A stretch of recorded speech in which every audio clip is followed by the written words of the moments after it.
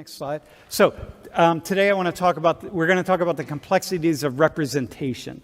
So last class we were talking about representation, right? So the idea is, hey, I want to pick two people out to model this swag, okay, the gear, and I want you to do that, or we wanted Michael and Julietta to do that, and somehow they need to be representative of whatever it's going to be representative. Okay, so I want to ask the two of you first off. There's no answer to this question, so I want to be really clear.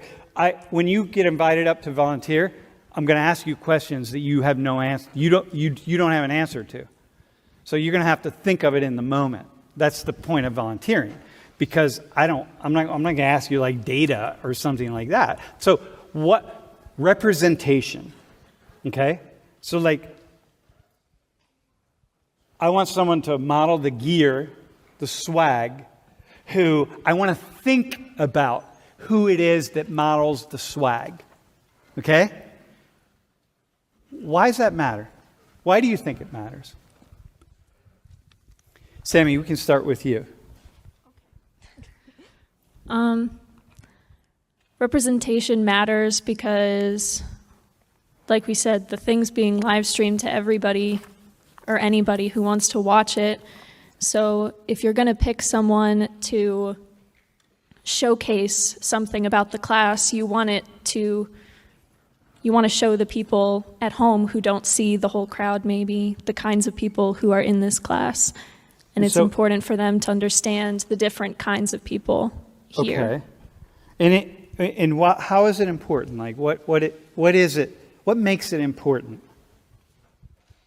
Sammy, we'll go with you still. Stay on. By the way this works oftentimes when you get into race conversations is that like white people almost always defer to people of color, especially black people, right? So like it's just going to be like, because white, you never want to go first if you're white. Because like, come on, man. Like what the hell? I'm going to wait and see what she says, what Annabelle says, and I'm just going to kind of play off that. Yeah, not in here, man. White people, come on, man. Grow some cojones. It's all right. It's all good. No, it's good. It's good. Because one of the things that I do in here is for all of us is really model how to talk about a lot of this stuff. And white people do not, just because Annabelle, for example, is black. Just checking to make sure, you know what I mean? These things happen. No, so just because she's black doesn't mean that she has answers about race. I mean, so many black people and brown people that never think about this stuff. And they're just like empty-headed about it all. They're just like, I don't know. I never think about discrimination, or I really don't think much about my skin color. And I'm like, really? And they're like, yeah, man, I really don't. I swear. And so, like, what has to happen is we got to get out of this sort of binary thing whereby, you know, black and brown people know it all and white people don't. Just like, you know, women know everything about gender and sexism and so on, and men don't. And anybody who's trans, you know, you're sort of in between the world. So anyway, what if we don't do that?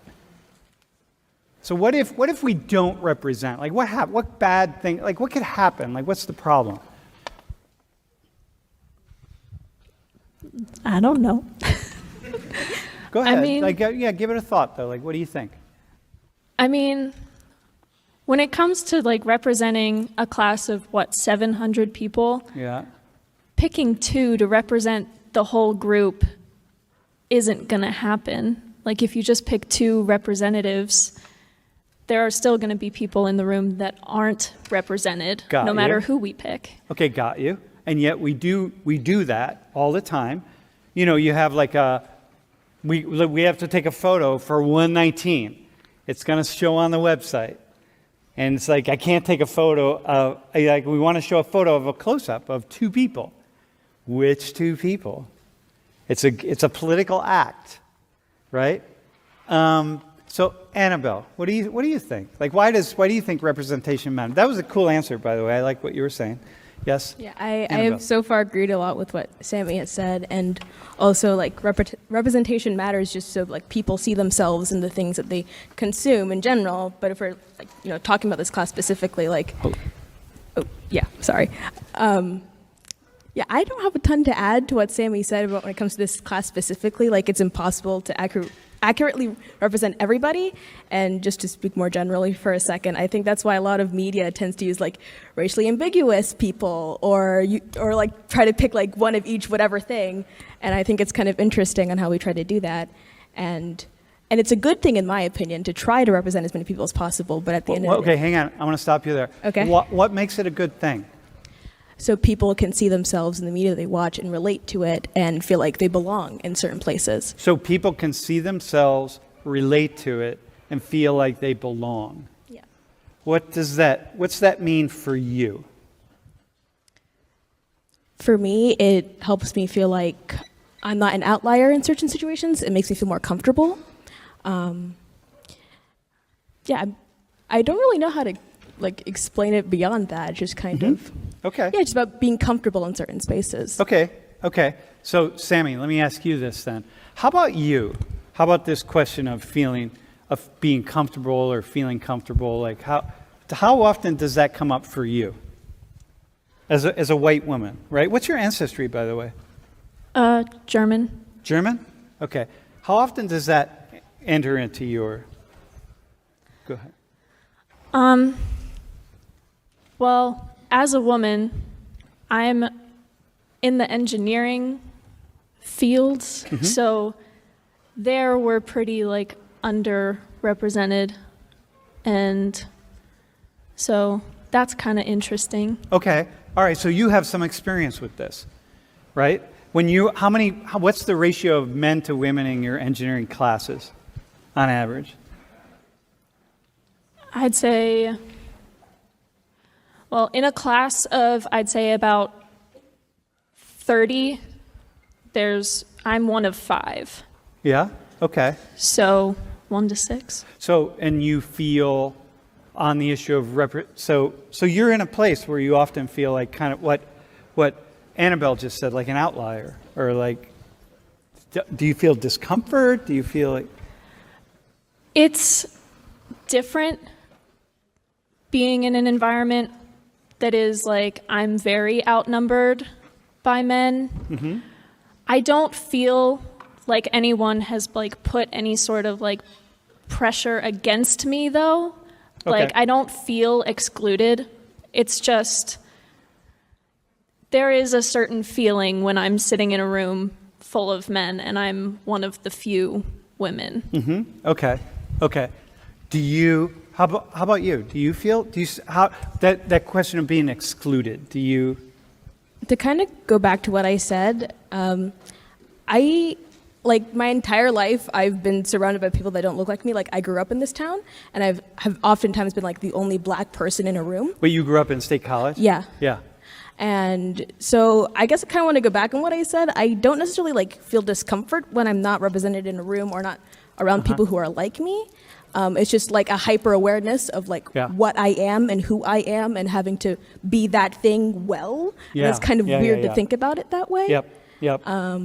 Just like having to be an ambassador, whatever thing you are, is kind of weird. Yep. And that's kind of the feeling I feel. It's not exactly discomfort. It's just kind of like a type of pressure.